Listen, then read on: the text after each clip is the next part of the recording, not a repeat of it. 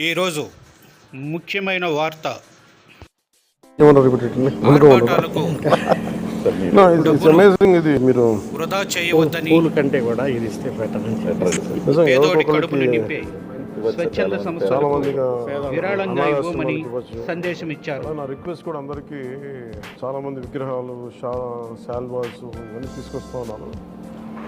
వచ్చేవారందరికి కూడా ఒకటి ఏదైనా తీసుకొస్తే టోకెన్స్ భవిష్యత్తులో మన సమీప భవిష్యత్తులో రాబోయే అన్నా క్యాంటీన్స్కి ఏదైనా మీరు కాంట్రిబ్యూషన్ లాగా ఏదైనా అలాంటి టోకెన్స్ అన్నీ ఇవ్వండి. వాళ్ళు గివ్ టు గవర్నమెంట్, మన ప్రభుత్వానికి ఇద్దాం.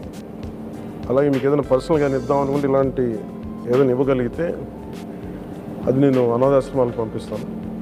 అలా కాకుండా ఈ విగ్రహాలు, శాలువాలు ఇవన్నీ నిరుపయోగంగా అయిపోతున్నాయి. ఆ విగ్రహాలకు కూడా ఏం చేయాలో తెలియట్లేదు. అందుకని దయచేసి నా విన్నపం, మా ఎంపీఎస్ ఇది స్టార్ట్ చేశారు, ఇనిషియేట్ చేశారు. ఇట్లా మనస్ఫూర్తిగా వారి స్ఫూర్తిని తీసుకొని అందరిని దయచేసి కూరగాయలు ఇవ్వని కాదు కానీ ఫ్లవర్ బుకేస్తో మనీ వేస్ట్ చేయొద్దు, విగ్రహాల కోసం ఇబ్బంది పడద్దు, షాల్స్ కూడా తేకండి. నా రిక్వెస్ట్ అదొకటి.